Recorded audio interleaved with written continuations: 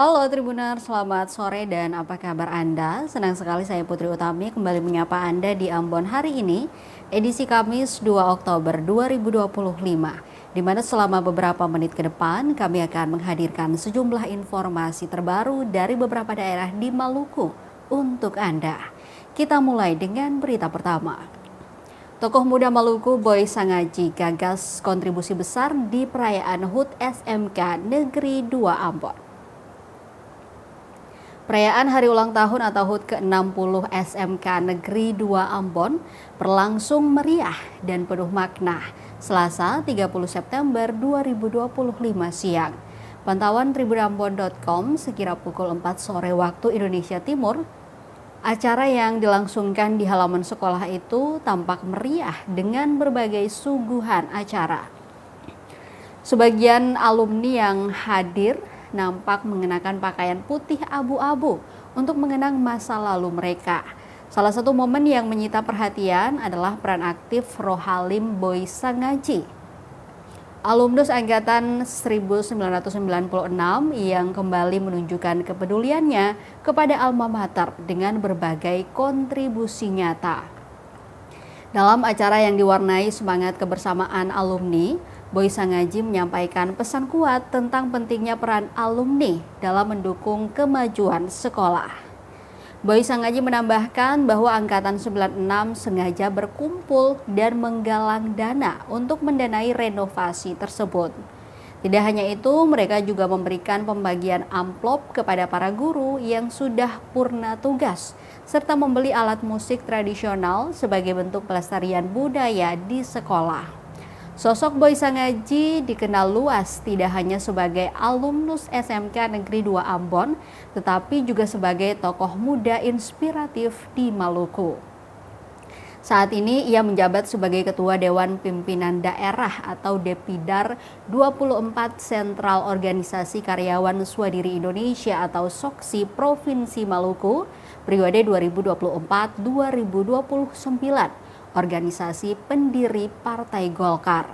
Sebelumnya, ia pernah memimpin Himpunan Pengusaha Muda Indonesia atau HIPMI Maluku dan kini dipercaya kembali memimpin SOKSI Maluku secara aklamasi. Dalam kapasitasnya, Boy Sangaji berkomitmen memperkuat konsolidasi organisasi di seluruh Maluku serta mendukung program-program pemerintah dan Partai Golkar. Dukungan politik terhadap Boy Sangaji juga mengalir deras. Salah satunya dari Ketua Pimpinan Daerah Kolektif atau PDK Kosgoro 1957 Kabupaten Kepulauan Tanimbar yang mendukungnya untuk memimpin Partai Golkar Maluku, mengingat peran strategisnya dalam organisasi pendiri partai tersebut. Dengan latar belakang pendidikan yang kuat dan pengalaman organisasi yang mumpuni, Boy Sangaji menjadi sosok muda yang terus berkontribusi positif bagi kemajuan daerah dan partai politik yang ia naungi. Keberhasilannya dalam mendukung SMK Negeri 2 Ambon kembali membuktikan dedikasi dan kecintaannya terhadap tanah kelahiran dan sekolah tercinta.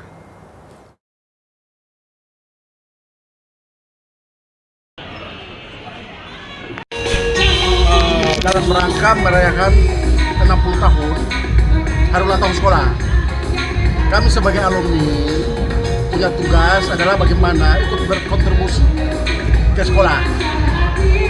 Tadi kami sudah meresmikan renovasi ruangan laboratorium bahasa. Kami angkatan 96 turunan kumpul duit baru kami rehab. Ke depan dengan segala prestasi yang pernah ditorehkan dalam sekolah, maka harapan kita ke depan ditingkatkan lagi prestasinya. Nah, prestasi ini dapat berjalan di tingkat yang cara baik apabila kami alumni serta membantu kekurangan-kekurangan yang ada pada sekolah. Baik, lilinnya sudah padam. Sekarang kita akan saksikan pemotongan kue dan sekaligus akan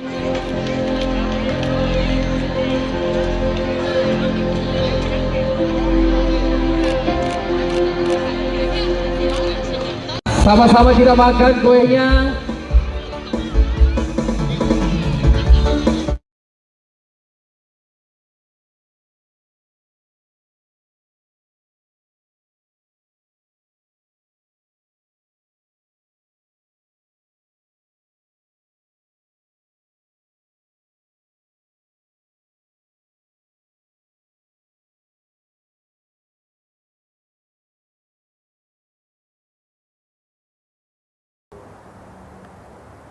Informasi lainnya, Tribuners, ratusan semen mengeras, warga Hunut keluhkan lambannya kiriman material bangunan. Sebanyak 100 sak semen yang disiapkan untuk membangun rumah warga korban Desa Hunut, Kota Ambon telah mengeras. Hal ini disebabkan karena lamanya proses pengerjaan dan penyaluran bahan material. Untuk saat ini bahan material yang sudah ada seperti semen, batako, dan pasir. Sedangkan untuk besi dan kayu belum ada, sehingga belum dilakukan proses pembangunan. Sedangkan kondisi ratusan semen saat ini berada di luar rumah dan hanya ditutupi terpal dan seng rumah. Saat diwawancarai tribunambon.com, Rabu 1 Oktober 2025 di kantor Desa Hunut, Ben, Ketua RT 002 RW 002 mengatakan bahwa keberadaan bahan semen, batako, dan pasir ini sudah disalurkan pada September lalu. Terhitung dari tanggal 3 September disalurkan sampai sekarang, belum ada progres pembangunan. Sebanyak 100 sak semen yang telah mengeras ini disalurkan kepada 2 rumah warga. Masing-masing keluarga mendapatkan 50 sak semen, yaitu Victor Siahaya dan Yohanis Matahelumual. Mirisnya saat ini mereka harus tinggal di dapur milik mereka yang tidak terbakar. Selanjutnya, Ketua RT mengatakan bahwa pernah menanyakan keterlambatan ini kepada pengawas dari Dinas Perumahan Rakyat dan Kawasan Permukiman atau Perkim Kota Ambon, namun mendapatkan jawaban yang tak tahu pastinya bagaimana. Hal ini tentunya menimbulkan keresahan masyarakat yang terdampak dan menjadi korban. Apalagi mereka sedang mempersiapkan diri untuk menyambut hari besar keagamaan mendatang.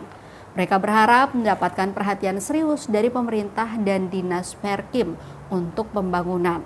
Karena mengingat mereka juga sedang dalam proses persiapan menyambut hari besar keagamaan.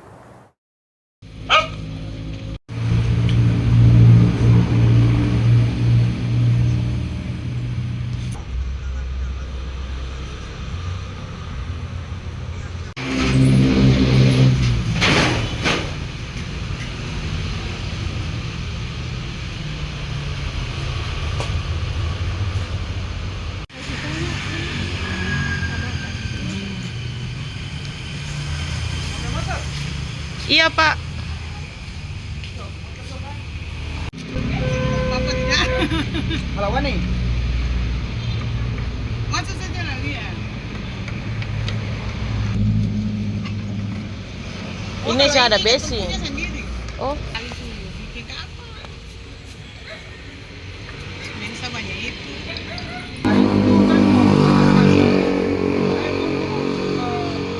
Oleh aplikasinya kalau tidak salah katanya nanti dikirimkan, tapi tidak dikirimkan sampai sekarang.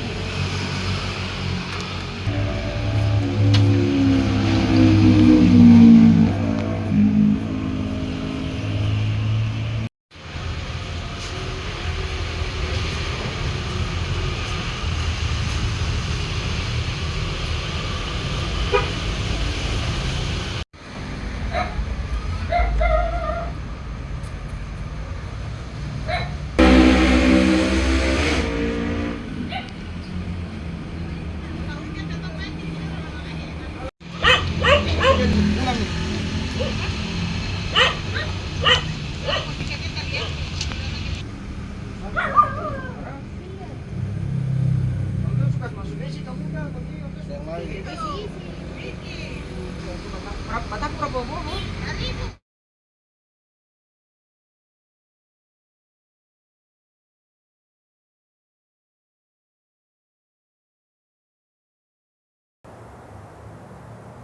Lamanya penyaluran material membuat proses pembangunan rumah warga Hunut terhambat. Warga Desa Hunut kesal lantaran proses penyaluran bahan material rumah cukup lambat, sehingga proses pembangunan belum menunjukkan progres yang signifikan. Bahan material yang dinilai penyalurannya lambat yakni kayu dan besi. Hal ini tentunya menimbulkan keresahan bagi warga. Apalagi mereka sedang mempersiapkan diri untuk menyambut hari besar keagamaan mendatang. Pantauan tribunambon.com Rabu 1 Oktober 2025 di lokasi 4 unit rumah yang dalam proses pembangunan. Satu rumah sudah ditutup atap seng, sementara 3 rumah lainnya masih dalam proses pemasangan batako dan rangka rumah. Ben menjelaskan untuk proses pembangunan ada 5 pekerja yang terdiri dari 2 orang masyarakat, 1 pemilik rumah, dan anggota Kodim. Ditambah 2 pengawas dari Dinas Perumahan Rakyat dan Kawasan Permukiman atau Perkim Kota Ambon. Untuk proses pembangunan sudah ada 4 rumah, yaitu yang pertama ada Bapak Glenn Niki Julu, lalu yang kedua ada Bapak Yongki Pati Piluhu, ketiga Bapak Rafael Siahaya, dan keempat Ibu Shane Kapu. Dalam penyedot di kosen-kosen pintu jendela.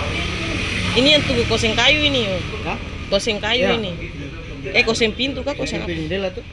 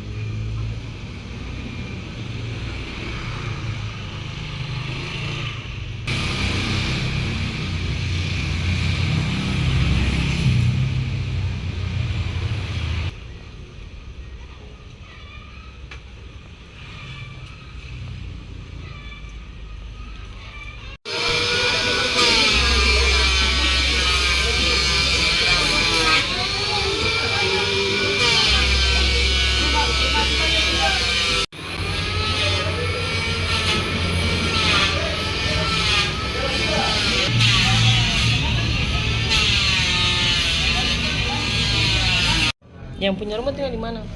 Pengungsian. Untuk sementara tinggal di ada saudara di bawah. Oh iya.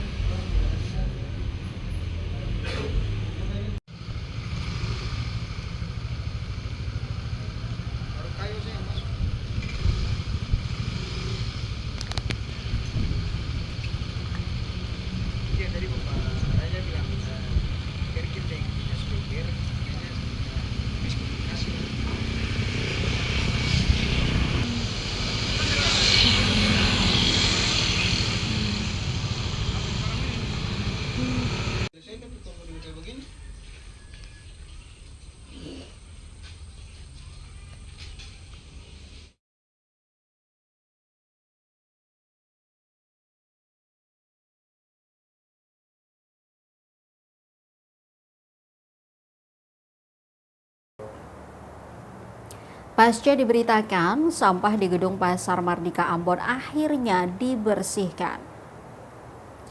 Tumpukan sampah yang sempat menggunung dan memblokir jalur evakuasi di gedung Pasar Mardika, Kota Ambon akhirnya dibersihkan. Aksi bersih-bersih ini dilakukan pada Selasa 30 September 2025 setelah kondisi memprihatinkan tersebut diberitakan tribunambon.com pada Sabtu 27 September 2025. Kepala Dinas Perindustrian dan Perdagangan atau Disperindak Provinsi Maluku, Yahya Kota, membenarkan pembersihan tersebut. Ia menekankan bahwa kebersihan pasar adalah tanggung jawab bersama, bukan hanya tugas pengelola semata. Menurutnya, kebersihan gedung Pasar Mardika menjadi tanggung jawab bersama. Yahya juga menyoroti perlunya kedisiplinan dari semua pihak yang berkepentingan di Pasar Mardika. Ia mengimbau agar para pedagang dan pembeli memosisikan diri sebagaimana mestinya, Selain masalah sampah, kota juga mengungkapkan adanya pihak-pihak yang memanfaatkan situasi di pasar, termasuk praktik pungutan liar atau pungli.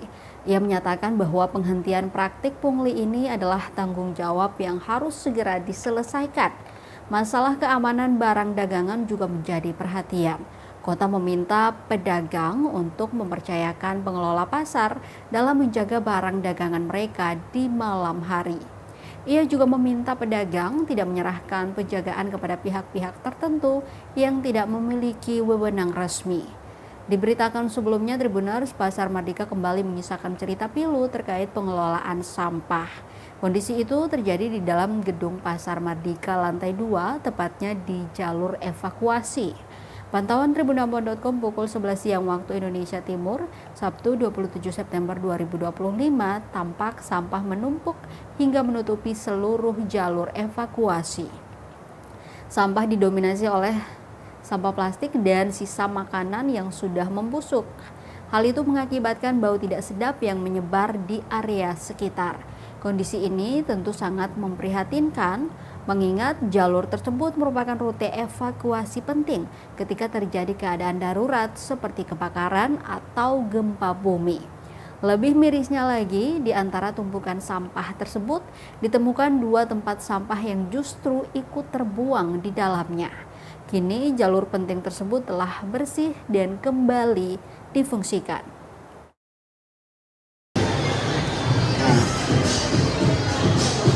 Orang ini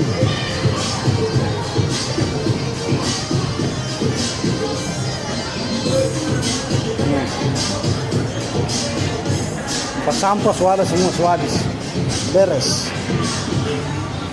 Ini tinggal kontrol sah.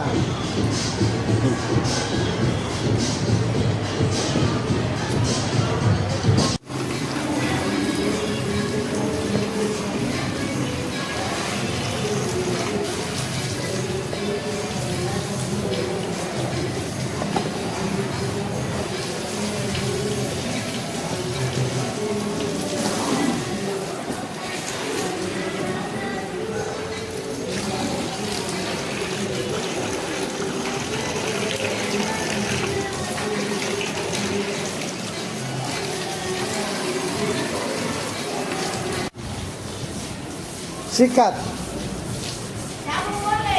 Sabun, mari. Mari pakai rinso. Air rinso, mari. Mari ambil di balik situ. Balik air. Rinso supaya pakai rinso. Nah.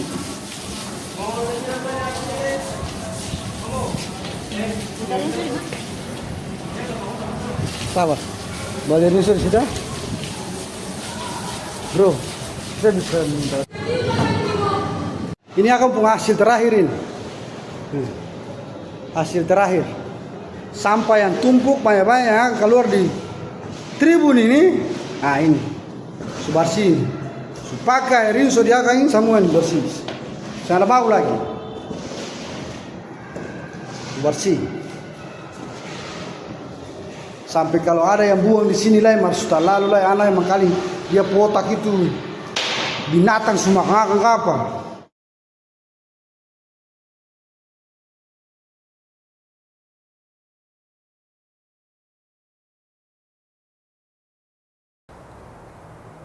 Dari Kota Ambon kita ke Maluku Tengah, Tribuners, 174 pengurus BUMNEK se-Maluku Tengah ikuti penguatan kapasitas untuk pengelolaan 20% DD.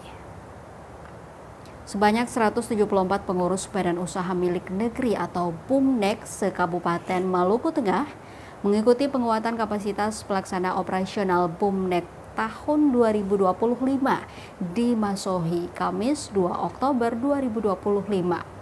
Ratusan pengurus BUMNEK berasal dari 87 negeri yang tersebar di 9 kecamatan Kabupaten Maluku Tengah.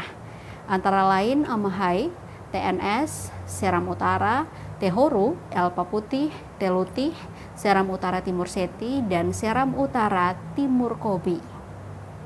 Kegiatan itu diprakarsai Dinas Pemberdayaan Masyarakat dan Negeri atau PMN, Pemberdayaan Perempuan dan Perlindungan Anak atau P3A Kabupaten Maluku Tengah. Dalam sambutannya, Kepala Dinas PMN P3A Maluku Tengah, Wahyumi, menuturkan seluruh negeri di Maluku Tengah saat ini mengelola DD minimal 20% untuk desa tematik sebesar 35 miliar 89 juta 364.100 rupiah dari total pagu dana desa sebesar 168 miliar 94 juta 103.000 rupiah. Dalam pengelolaan dana desa tahun 2025, sesuai dengan Kementerian Desa, Pembangunan Daerah Tertinggal dan Transmigrasi nomor 3 tahun 2025 tentang Pedoman Umum Pendampingan Masyarakat Desa. Dijelaskan, Bumnek menjadi salah satu penyumbang pendapatan asli negeri dengan tujuan utamanya, yaitu untuk mengelola potensi negeri dan memutar roda perekonomian. Oleh karena itu, di masa mendatang, Bumnek diyakini menjadi pengungkit kemandirian negeri. Sebagai sebuah badan hukum, pengaturan Bumnek disesuaikan dengan prinsip-prinsip korporasi pada umumnya. Berkaitan dengan hal tersebut, maka perlu dilakukan pembinaan dan peningkatan kapasitas bagi pengurus Bumnek. Rincian klasifikasi data desa tematik ketahanan pangan di 186 negeri terdiri dari 1. Ayam petelur sebanyak 22 negeri, 2. Beras sebanyak 16 negeri, 3. Daging ayam sebanyak 7 negeri, 4. Ikan sebanyak 42 negeri, 5. Jagung sebanyak 25 negeri, 6. Kacang tanah sebanyak 8 negeri, dan 7. Sayur sebanyak 22 negeri, 8. Sayur hidroponik sebanyak 7 negeri, dan 9 lain-lain sebanyak 37 negeri. Bahwa saat ini semua badan usaha milik negeri di Maluku Tengah telah memiliki sertifikat pendaftaran nama di Kemendes PDTT, juga telah memiliki legalitas bukti badan hukum secara resmi yang dikeluarkan melalui sistem online administrasi hukum umum oleh Kementerian Hukum. Untuk itu, Bumnek harus didorong untuk menjadi semakin profesional untuk mengelola usaha secara profesional dan mandiri. Berkaitan dengan hal tersebut, maka perlu dilakukan pembinaan dan peningkatan kapasitas bagi pelaksana operasional badan usaha milik negeri sebagai langkah ikhtiar peningkatan tata pengelolaan keuangan badan usaha milik negeri dalam pengidentifikasian, pengklasifikasian, pengukuran dan pencatatan transaksi badan usaha milik negeri ke dalam laporan keuangan, serta memastikan perangkat organisasi badan usaha milik negeri ini dapat melaksanakan tugas dan wewenangnya secara profesional, efisien, efektif, serta akuntabel sesuai ketentuan peraturan perundang-undangan. الناعم حمدا يعافي لما هو يكفي مجيده اللهم يا الله يا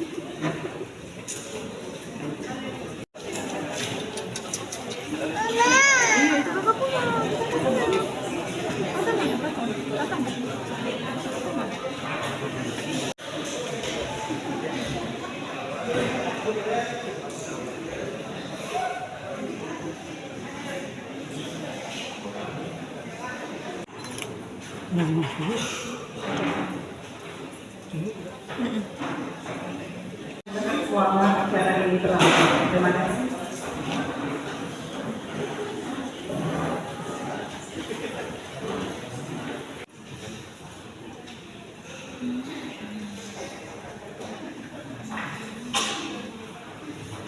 Provinsi Maluku hadir pada hari ini yang terhormat Bapak Hasanuddin, Koordinator Pengawasan Kelompok JMA Bidang Angkutan Negara, dan Bapak Yusri.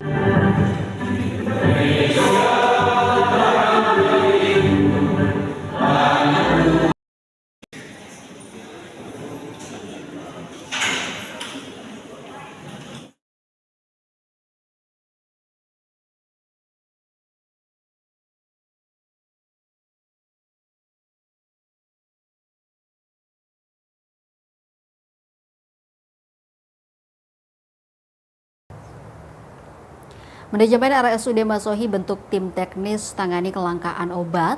Direktur menyebut sudah berproses. Manajemen Rumah Sakit Umum Daerah atau RSUD Masohi membentuk tim teknis tangani kelangkaan obat. Tim teknis tersebut bertugas untuk memastikan pengadaan dan penyediaan obat di rumah sakit plat merah tersebut. Hal itu disampaikan Direktur RSUD Masohi usai rapat dengar pendapat atau RDP dengan Komisi 4 DPRD Maluku Tengah serta sejumlah pihak. Rabu 1 Oktober 2025. Dirinya mengaku tim sudah bekerja dan sudah berproses. Direktur mengatakan tim teknis yang dibentuk dalam rencananya guna menangani kebutuhan obat di farmasi dalam sehari dua sudah berproses. Hanya lanjut rumuar, beberapa jenis obat-obatan berat masih dibeli di luar. Namun dengan catatan resep atau kwitansi pasien langsung dilakukan pengembalian alias pembayaran untuk mengganti uang pasien. Diakui saat ini pihaknya sudah proses pembayaran kwitansi pembelian obat pasien. Dana yang disiapkan sekitar 60 juta lebih. Namun dengan catatan obat yang dibeli pasien BPJS harus memenuhi kriteria golongan obat Fornas kategori BPJS.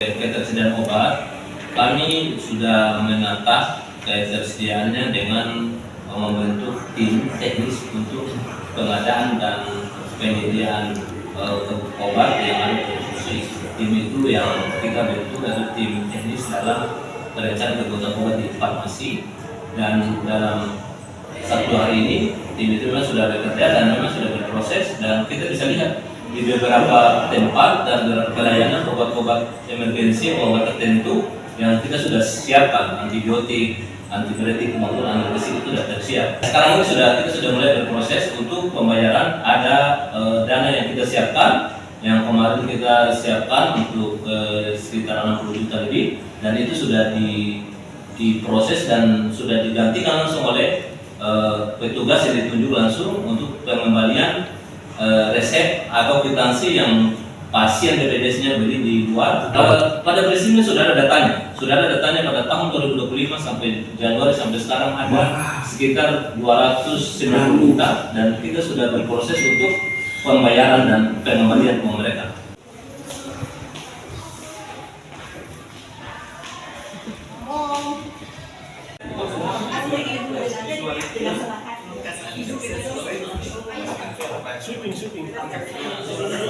Yang si putar waktu di muka situ lain. Kalau mau bilang Pak Bupati suara di rumah sakit lah, kalau Bupati ada Jakarta kan. Oh iya Bupati dulu.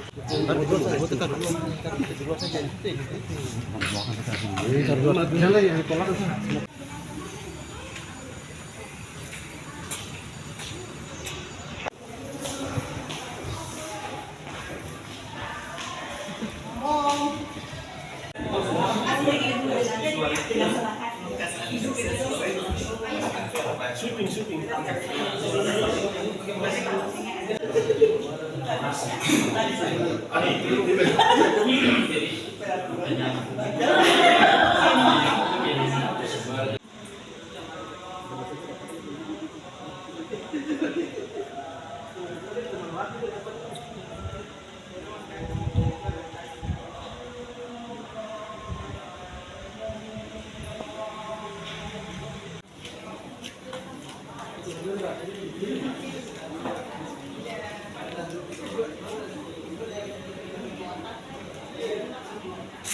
Jauh si foto ada waktu di muka situ lain.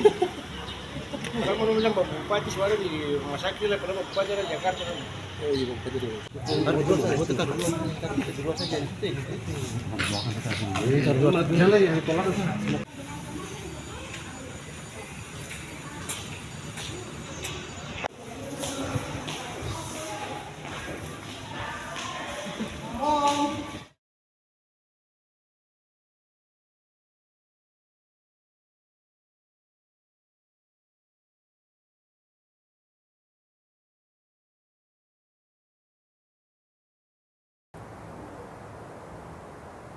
Dari Maluku Tengah kita ke Pulau Buru, Tribuners beroperasi tanpa izin, warga kecam aktivitas PT Safi di Desa Bara, Namlea.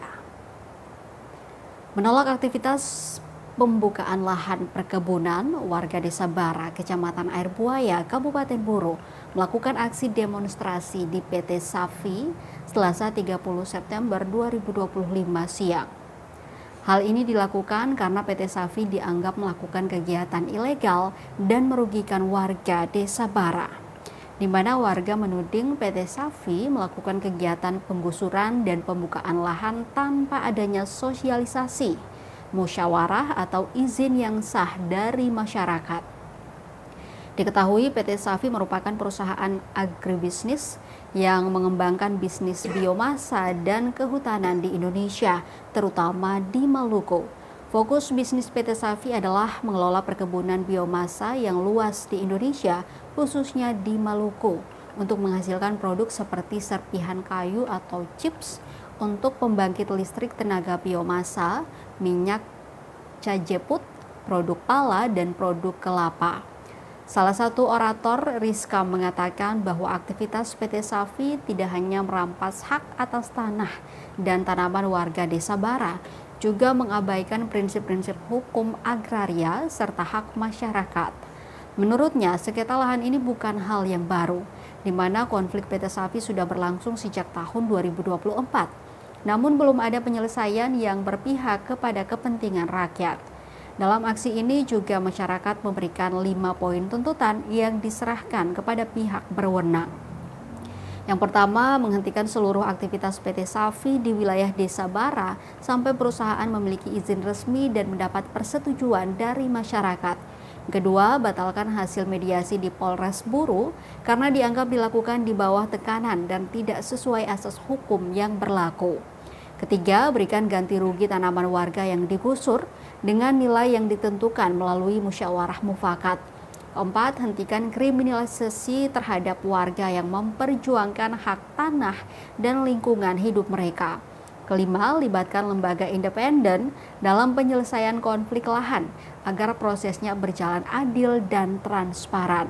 Selain 5 poin pernyataan sikap, warga juga menyayangkan sikap aparat penegak hukum yang dinilai lamban dan tidak berpihak kepada masyarakat.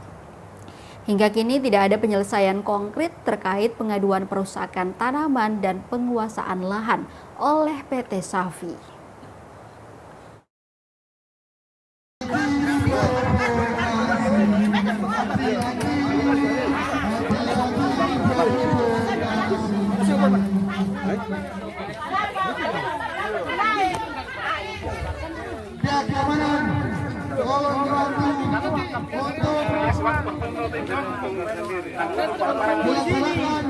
Apa yang dituntut masyarakat Bara hari ini? Agak kasur. Abang Agus. Yang paling Agus. Kan bisa lewat bawah.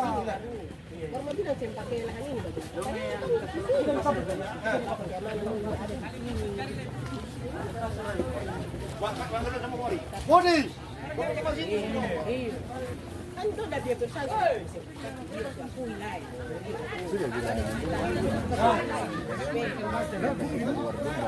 Langsung di Arsad, mari sini. Cek. Oke, yang lain. Masa aksi yang lain. Kita semua sudah menyaksikan kan bentuk komitmen kita. Betul nggak, Say? Betul.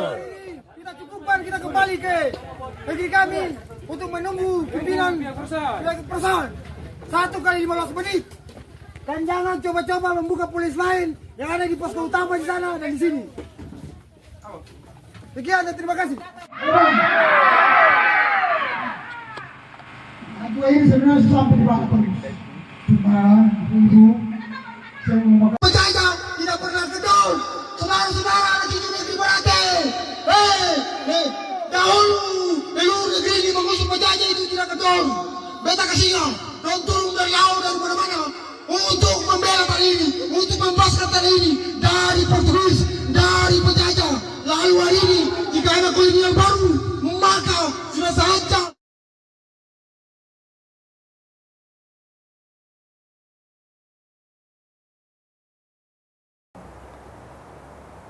Kita ke berita terakhir, Tribuners, 8 bulan rusak, warga kecewa jembatan Rumadian menuju Dian tak kunjung diperbaiki Pemprov Maluku.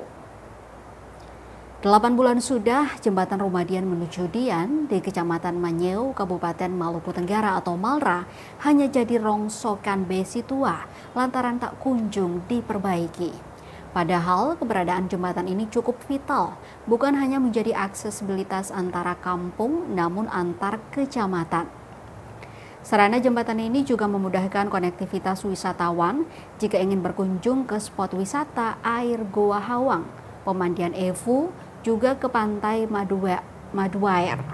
Pantauan tribunamon.com Rabu 1 Oktober 2025, separuh bentangan jembatan dari arah Rumadian masih terendam air laut sejak 5 bulan lalu. Sedangkan baja bekas bongkaran jembatan diletakkan begitu saja di tepi kiri kanan. Tidak tampak perubahan apapun atau aktivitas yang berarti di lokasi jembatan penghubung Rumadian menuju Dian. Sementara sarana perahu masih digunakan warga yang didominasi perempuan dan pria paruh baya sebagai alternatif aman untuk penyeberangan. Sementara anak-anak dan pemuda lebih memilih menyeberang jembatan rusak sembari berpegangan pada rangka jembatan Bailey yang mulai berkarat dan lapuk. Diketahui Tribuners, rangka jembatan Rumadian menuju Dian adalah bekas jembatan Watdek yang dibangun tahun 1993 oleh PUPR. Erik, salah satu warga, mengatakan kerusakan jembatan ini seolah diabaikan Pemprov Maluku. Menurutnya ini aneh. Seharusnya kerusakan ini direspons mengingat ini bukan jembatan penghubung satu desa saja.